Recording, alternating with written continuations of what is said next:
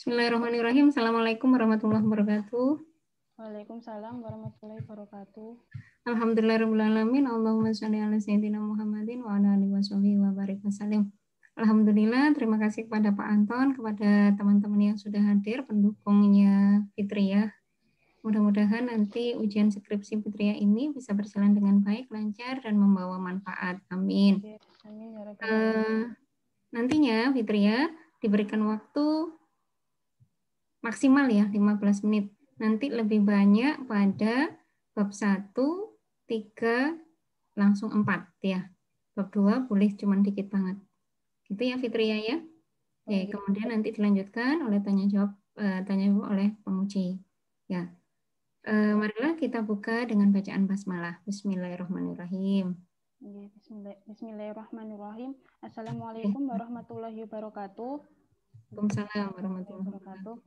Honorable Mr. Dr. Anton Prasetya, MSA, as first examiner lecturer, Honorable Mr. Ahmad Hanafi, MSc, as second examiner lecturer, Honorable Mrs. Annie Yulanti, MSA, as first advisor lecturer, Honorable Mrs. Dr. Abdunul Jannah, SSI MD, as second advisor lecturer.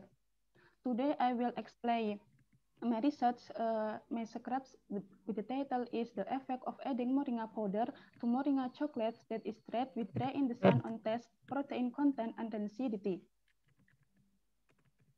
The next point of presentation, number 1, background, number 2, introduce, number 3, aim of the research, number 4, step of the research, number 5, methodology, number 6, result and discussion, and the last, conclusion. Okay, and the next, background.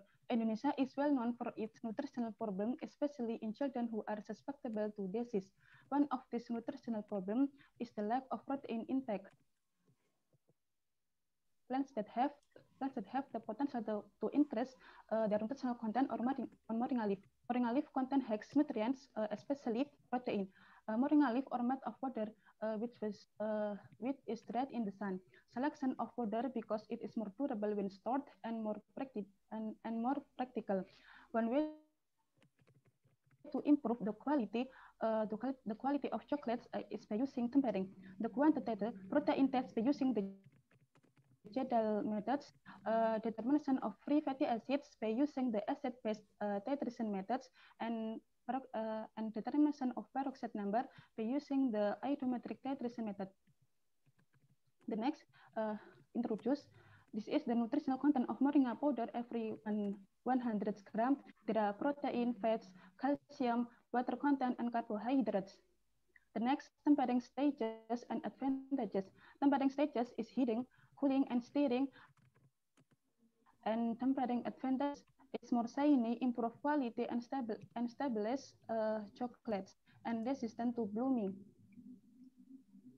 The next, the composition of fatty acid content in moringa seed oil show that the lowest fatty acid content in moringa seed oil is the type of linoleic acid as much 1%, while the highest fatty acid content in moringa seed oil is the type of oleic acid as much 72.2%.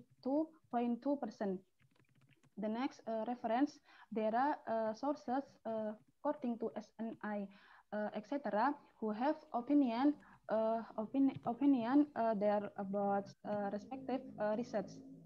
The next aim of the research, number 1, to find out the result of the protein content moringa chocolates, which was varied by tempering temperature with the addition of moringa powder using preparation tray in the sun. Number 2, to determine the test of the community towards moringa chocolates, which was varied by tempering temperature with the addition of moringa powder using preparation tray in the sun. And then number 3, to determine the result of free fatty acid and the peroxide number of moringa chocolates, which is varied by tempering temperature with the addition of moringa powder using preparation tray in the sun.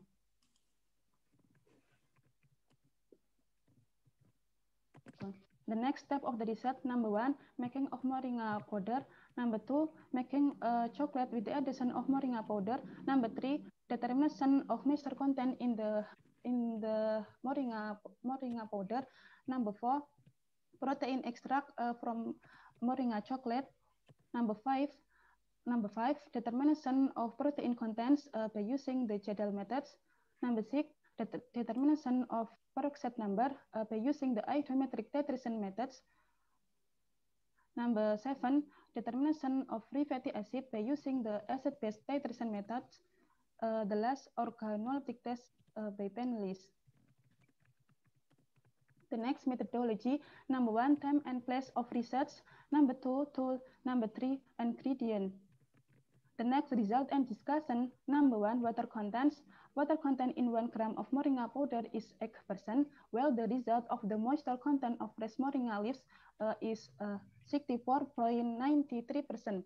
Number 2, result of white chocolate protein contents is 9.1%. The next, this is the result of moringa chocolate's protein contents, so that the lowest protein content score, namely 10.26%, while the highest protein content score, namely 10.51%. The next, this is the ANOVA result on protein content of moringa chocolates, F count as much 0.66, and the probability value is 0.937.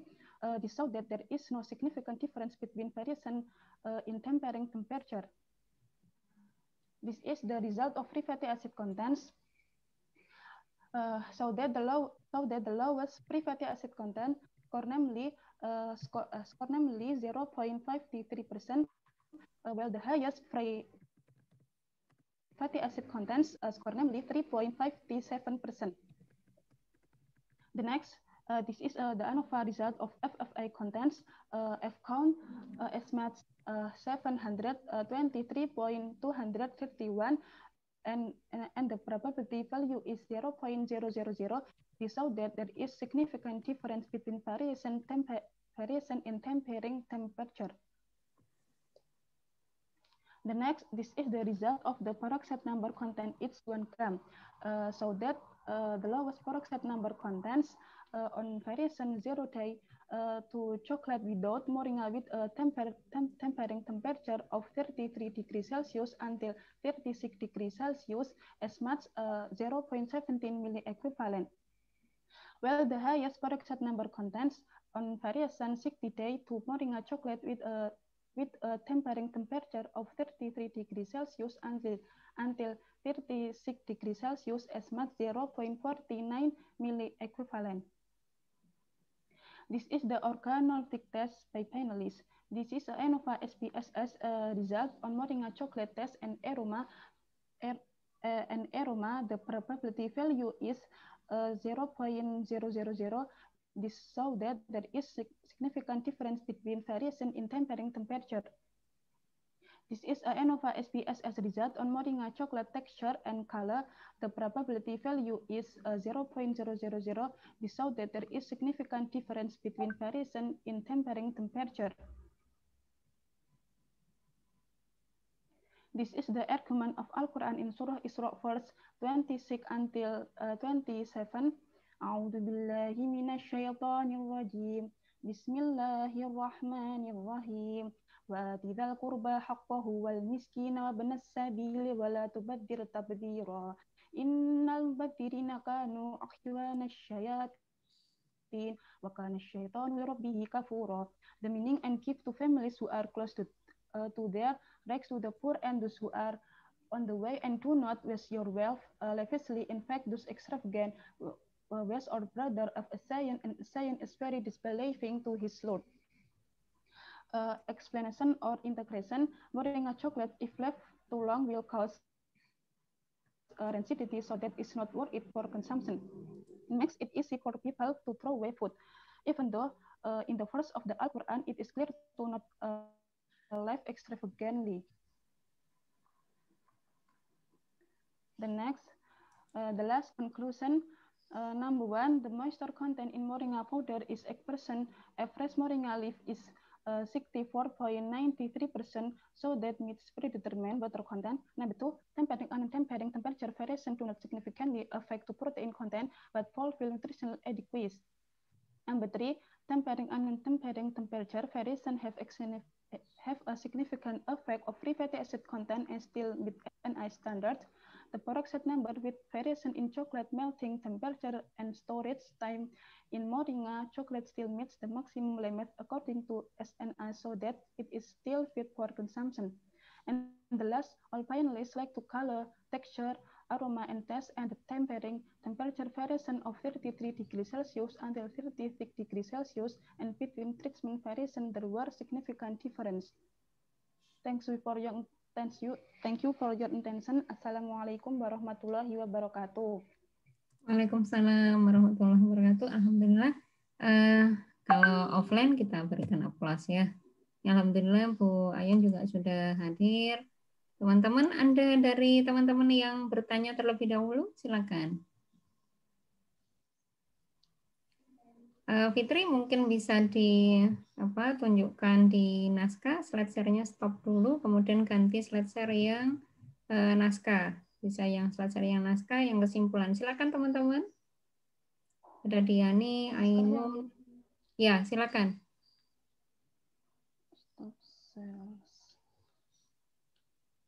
Silakan, ada yang bertanya? Oke, jika belum nanti silakan dipikirkan. Kesempatan pertama saya berikan kepada Bapak Dr. Anton Prasetyo untuk memberikan masukan dan pertanyaan. Dipersilakan, Pak.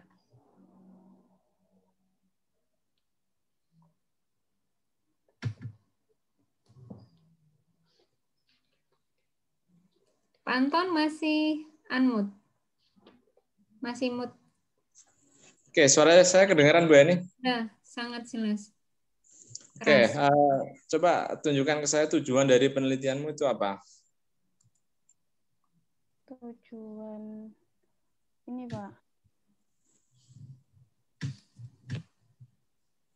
Untuk mengetahui. Coba kamu tampilkan di slide-mu coba. Mumpung slide-mu masih belum kamu tutup. Yang slide-nya, Pak. Ya, tujuanmu. Oh, tujuannya ini.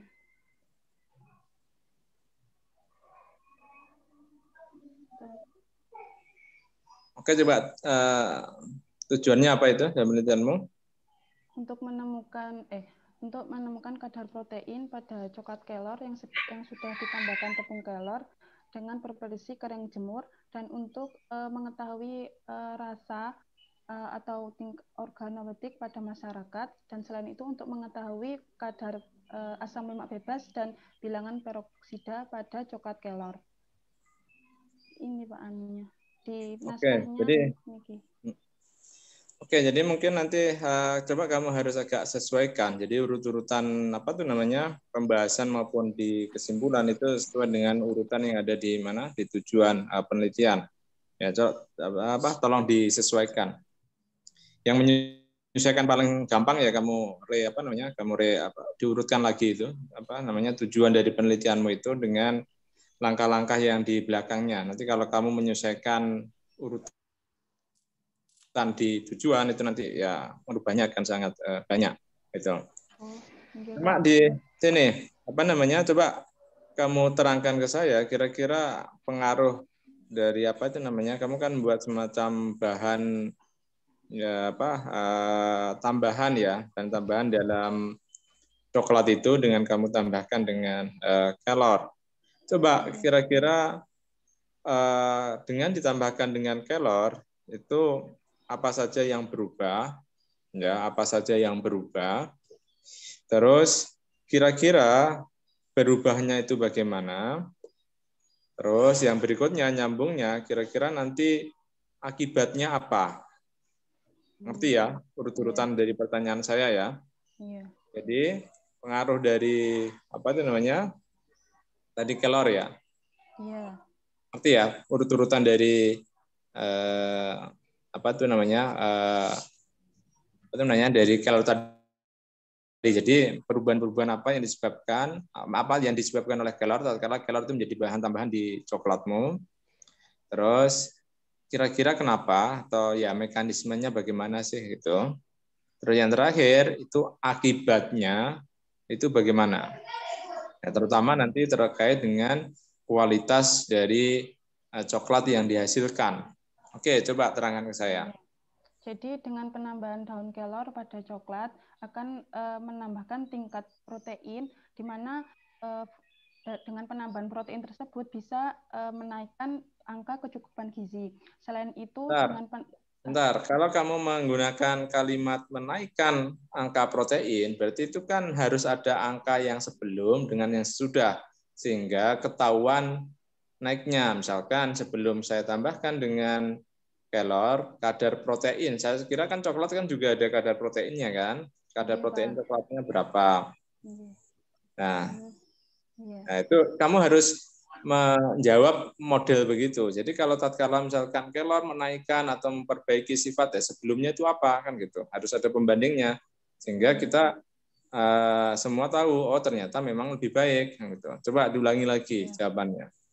Jadi coklat putih, saya ini menggunakan coklat putih dengan penambahan sebelum ditambahkan tepung kelor itu kadar protein pada coklat putih itu sebesar 9,1%, sedangkan setelah penambahan tepung kelor itu kadar proteinnya naik sebesar yang paling tinggi variasinya yaitu pada non tempering sebesar 10,51%.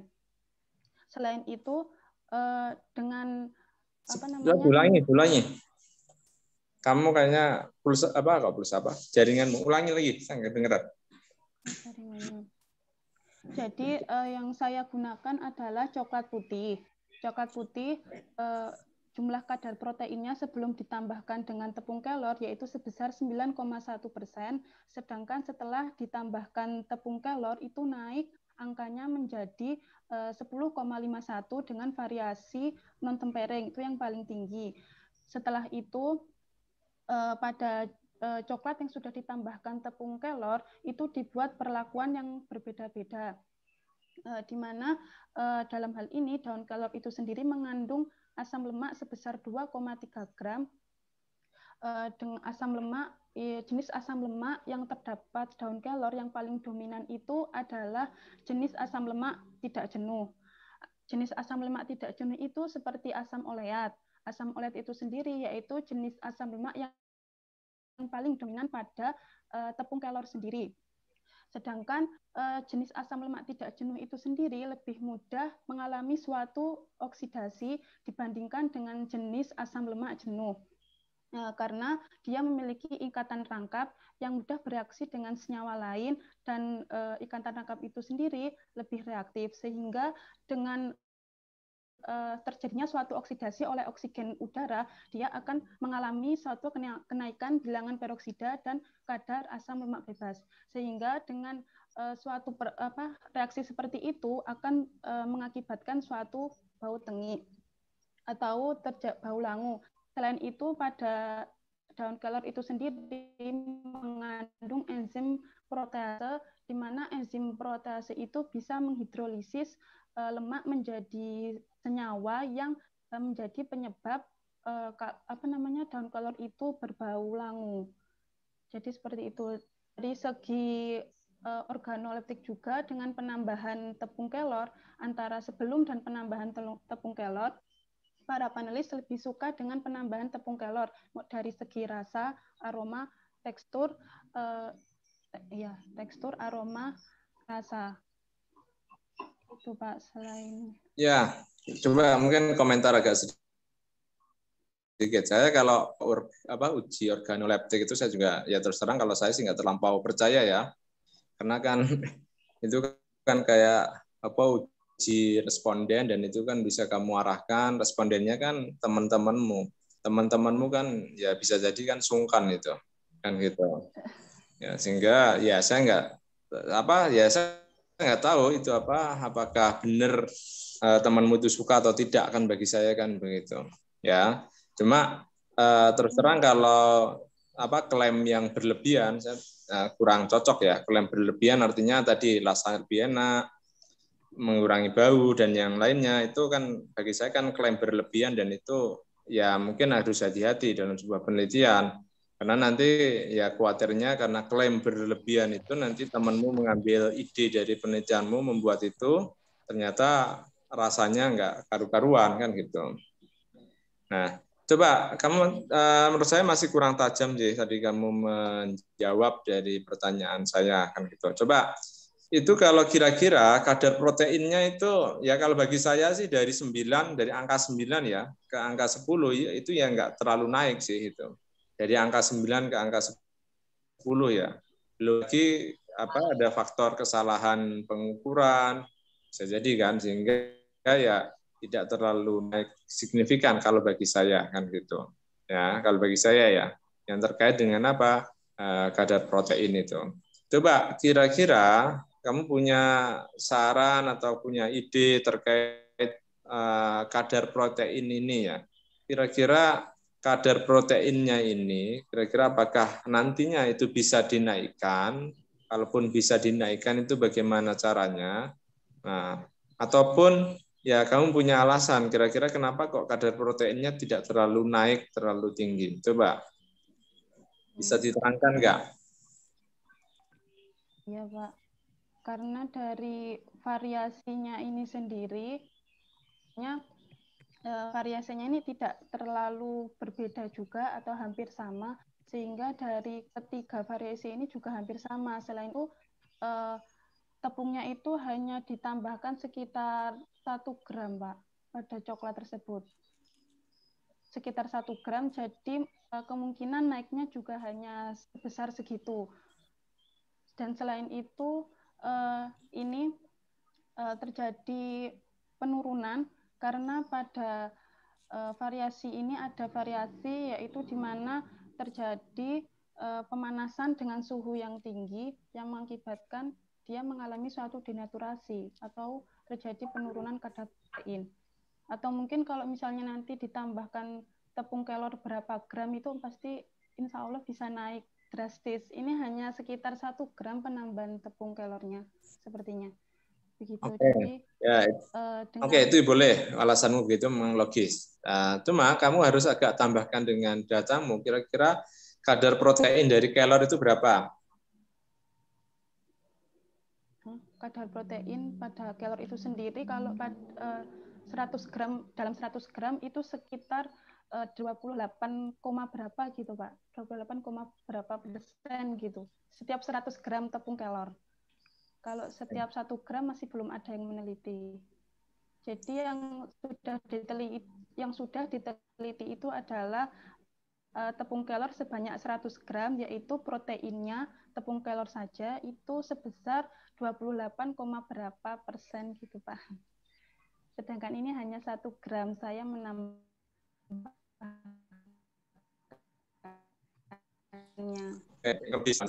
Apa itu namanya? Tadi itu kan efeknya kan angka peroksidanya kan naik kan, betul ya? Oke, Pak. Coba terangkan ke saya. Kira-kira itu kan menguntungkan atau tidak menguntungkan? Sebenarnya dengan perlakuan yang tidak benar itu semakin tidak menguntungkan. Sebenarnya pada daun kelor itu sendiri, dia justru bisa menurunkan kadar asam lemak bebas dan bilangan peroksida. Tapi pada penelitian saya ini dibuat perlakuan yang tidak benar, pemanasan yang lebih lama, terus terkena oksigen udara juga, kontak dengan udara, terus dengan suhu yang terlalu tinggi juga, terus penyimpanannya juga yang mungkin tidak benar, dan penyimpanan juga terlalu lama, itu yang mengakibatkan pada penambahan tepung kelor itu sendiri malah mengakibatkan tingginya bilangan peroksida dan kadar FFA. Tapi sebenarnya dengan penambahan kelor itu sendiri bisa menurunkan ketengan atau kadar FFA itu sendiri. Itu jadi contoh. Iya. Terangkan ke saya, kenapa kelor nggak bisa atau mekanisme kelor bisa menurunkan itu bagaimana? Saya membaca itu, Pak, penelitiannya Kating dari Kak Siti Aisyah itu yaitu membuat aktif dari polymer. Bikin apa? Dimana membuat karbon aktif dari buah buah kelor, di mana ya itu bisa Itu sih menaikkan. beda konsep. Iya, Fitri, yang Itu beda dirujuk konsep. tadi itu beda Iya. cerita ya. Beda Ya, cerita. itu beda cerita, beda konsep. Yang dirujuk tadi itu beda cerita. Jadi coba ajukan dari sisi yang lain. Ya, itu beda cerita atau beda konsep dalam hal penurunan angka peroksida kan gitu. Itu beda cerita itu beda cerita. Nggak tahu apakah ada cerita yang lain nggak? Belum. Oke, jadi kalau Karena kenapa? mungkin dari Ya sudah. oh iya, seperti dari perlakuannya saya sendiri, Pak. Jadi perlakuan yang dari beberapa variasi ini itu bisa mengakibatkan peningkatan kadar bilangan peroksida dan FFA. Jadi mungkin kalau misalnya tidak dibuat perlakuan seperti ini, itu tidak dengan penambahan kelor itu tidak akan menaikkan kadar bilangan peroksida dan FF itu sendiri. Jadi disebabkan oleh perlakuan yang saya lakukan. Karena ini mendukung dari faktor-faktor terjadinya kenaikan FFA dan bilangan peroksida itu sendiri. Oke, kalau kamu gitu. menjawab begitu, kira-kira angka peroksida itu asalnya dari mana sih? Asalnya, diproduksinya itu dari mana? Iya, jadi dari asam lemak, kandungan asam lemak tidak jenuh pada suatu makanan itu tadi, jika terkena kontak dengan udara, akan ikatan rangka pada asam lemak tidak jenuh itu sendiri akan bereaksi dengan oksigen, di mana Ya, maksud saya itu dari mana? Apakah dari kelornya ataukah kira-kira dari coklatnya? Dari perlakuannya, Pak. Bukan, masa dari perlakuannya tiba-tiba dari yang apakah tadi kandungan apa itu? Tadi kamu bilang? Bilangan peroksida. Ya, dia kan dari mana itu asalnya? Itu dari kalau misalnya berasal dari kelor atau coklat, sepertinya tidak, Pak. Mungkin dari itu kandungan asam lemaknya. Iya, asam lemaknya itu punyanya siapa gitu. Asam lemak itu punyanya siapa? Asam lemak kemudian berpotensi meningkatkan peroksida.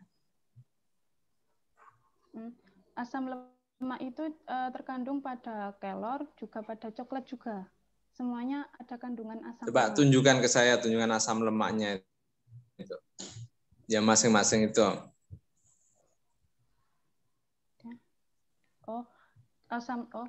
Asam lemak pada di mana daun kelor itu mengandung asam lemak, di mana asam lemak yang terkandung pada daun kelor itu adalah asam lemak tidak jenuh, Pak, atau asam lemak yang berkolesterol baik. Sedangkan pada coklat itu lebih dominan jenis asam lemak jenuh atau asam lemak yang tidak baik bagi tubuh atau bisa menurunkan HDL. Itu kalau pada coklat sedang ya, betul itu BN itu. Nah itu. Ada enggak yang bisa ditunjukkan yang mendasari apa yang disampaikan oleh Fitri?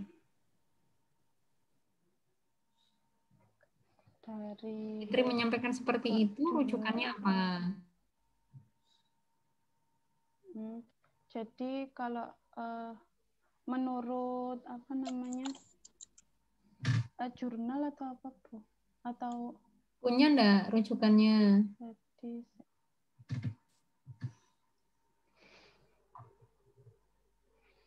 rujukannya ada di itu, Bu. Jurnal, belum nanti nyarinya. Ya gini loh, maksudnya ya pertanyaan saya itu kan kenapa saya tanya begitu, itu kan ibaratnya kan tantangan dalam penelitian itu kan di angka peroksidanya itu. Nah itu kan kita ingin tahu sebenarnya asal usulnya itu dari mana. Nah nanti apa ke depannya paling enggak yang melanjutkan itu kan bisa mengantisipasi sebenarnya yang tadi sebenarnya asal usul asam peroksida itu dari sebuah mekanisme yang bagaimana kan begitu. Itu kan yang paling penting kan begitu. Sehingga apa ya nanti kalau misalkan kita tahu mekanismenya asal usul terus mekanismenya artinya kan nanti perbaikannya kan kita bisa ngontrol supaya apa si FFA ini angka peroksida ini tidak menjadi membesar sehingga tetap kecil karena kalau membesar kan efeknya kan tadi kamu sampaikan. Maksud saya begitu. Coba kamu ya nanti coba pelajari lagi. Terus juga coba saranmu, ya saran bagaimana mengontrol asam peroksida itu bagaimana? Saranmu? Asam peroksida. Ya, Oh iya, Pak. saranmu ya. Oh iya, dengan cara menurunkan suhu, atau kalau disimpan dalam makanan tersebut disimpan dalam wadah yang tertutup dan rapat. Selain itu dijauhkan dari kontak udara dan dijauhkan dari cahaya matahari. Dengan penurunan atau mungkin tidak terjadi suatu pemanasan, itu bisa menurunkan kadar FFA dan bilangan peroksida. Itu berarti saranmu ya. Tapi kira-kira saranmu itu nanti kalau misalkan kamu punya parameter suhunya kamu turunkan, kira-kira dia nanti juga akan berpengaruh ke apa? Suhunya. Kalau misalnya suhunya diturunkan, Ya, kira-kira dia juga berpengaruh nggak ke produk yang dihasilkan? kalau suhu diturunkan, mungkin dari warna dari penampilan dari makanan itu, Pak. Karena kalau lebih dilakukan pemanasan dengan perlakuan tempering, itu warna dari coklatnya itu lebih mengkilap. Nanti kalau misalnya tidak dipanaskan atau tidak dilakukan tempering, kan tempering itu dilakukan pemanasan berulang kali, itu akan lebih kurang memikat gitu, Pak, mengikat masyarakat untuk mengonsumsinya. Jadi warnanya itu akan seperti ada kayak bercak-bercak putih gitu, Pak, kalau tidak dilakukan pemanasan, karena itu dilakukan perlakuan tempering. Ya, enggak, kalau bagi saya enggak, kurang tepat juga. Sekarang guna tempering itu apa sih, guna tempering? Untuk menstabilkan kristal terhadap lemak itu sendiri, lemak pada coklat kelornya. Nah, ya itu. Sebenarnya kan fungsi utama tempering kan itu. Nah, nanti kalau misalkan ya variabel temperingmu itu kamu ganggu, ya otomatis juga akan mengganggu yang lain. Tapi itu ibaratnya kan sebuah pengembangan dari penelitian. Maksud saya begitu. Tapi bukan maksudnya tujuan tempering itu hanya untuk kilat atau mengkilat. Nggak tahu sih apakah tujuannya begitu. Kalau tujuannya hanya untuk mengkilap atau enggak kan, ya itu bisa ditiadakan kalau bagi saya. Kan gitu. Kan hanya untuk penampilan. Ya, coba tolong nanti di saranmu kamu tulis tadi misalkan ya terutama adalah bagaimana mengontrol FFA ya, itu nanti tolong sampaikan di apa itu namanya saranmu ya. Ya, oke, di saranmu. Oke. Itu Fitri, urgensi tempering itu kalau misalnya kemarin kan pernah kekerasan juga kan. Selain yang tadi misalnya mau disampaikan, itu kekerasannya seperti apa, kenapa butuh di tempering, gitu ya. Oke, Mantan lanjut. Ya, tadi ya itu udah Bu Eni menambahkan. Jadi tujuan, maksud saya tadi begitu kamu merubah parameter dari eksperimen, itu artinya juga dia akan nyenggol ke yang lain. Itu juga penting. Ya. Oke, terus yang yang berikutnya. Tadi kamu sampaikan bahwa produk dari coklat itu kan baunya kan langu ya, betul itu? Hah? Iya, Pak. Betul. Saya kira itu juga ya tidak di produkmu ya. Saya beberapa kali misalkan ya mengonsumsi produk-produk kelor itu sebenarnya kan hampir semuanya itu kan nggak tahu bau atau apa rasanya langu. Betul ya Bu Eni ya? Halo Bu Eni? Betul ya Bu Eni? Halo. Kalau ya. Jadi pengen ketawa ini. Kalau Pak Hanafi yang buat ternyata nggak langu, Pak. Nah, maksud saya begitu. Itu kira-kira. Nah, maksud saya tadi kamu kenapa produk itu menjadi langu itu kira-kira tadi maksud saya kalau misalkan kamu bisa membuat kayak Pak Hanafi lah itu kan menjadi baik. Dan tadi makanya saya meragukan uji organoleptikmu respondennya itu suka semua sementara masih ada bau langu itu, makanya saya nggak yakin itu. Karena yang langu itu kan biasanya kan menjadi sesuatu yang utama ya, benar ya Bu Eni ya, kalau untuk rasa atau apa istilahnya untuk konsumen ya. Kalau sebenarnya kalau rasa ya Pak ya, kalau kan ada bahan coklat yang ditambah, coklatnya dulu, terus kemudian kelor tadi yang hanya tambahan, dan itu jumlahnya sangat prosentasenya sangat kecil dibandingkan besaran coklatnya. Jadi coklat yang ditambahkan yang berupa serbuk itu dimasukkan ke dalam pembuatan coklat kelor itu dia hanya sangat sekecil. Maksud saya ragu mungkin enggak sampai 20% saya kira, karena nanti ketika dicampurkan itu ya memang sangat dominan rasa coklat. Nah, kemudian berasa kalau misalnya ada yang titi itu ya, yang sangat perhatian, itu rasa itu justru muncul setelah coklatnya habis. Artinya selesai dikunyah, baru dirasakan di lidah itu baru ada andai kata merasa aneh itu baru di akhir. Hampir sama rasa-rasa green tea itu, misalnya coklat green tea juga sama seperti itu. Jadi rasa yang dianggap aneh bukan kok nggak kayak coklat biasanya, misalnya ada pikiran seperti itu justru di akhir. Karena dia porsinya sangat kecil untuk jumlah ini ya, jumlah ini. Itu Pak Anton. Kalau tentang itu ada juga begini Pak Anton. Jadi ketika itu dibuat sangat lama, pemanasannya sangat lama, waktu pembuatan coklatnya sangat lama, nanti rasa tadi itu, rasa yang dianggap tidak nyaman itu juga makin hilang, makin tidak berasa lagi begitu.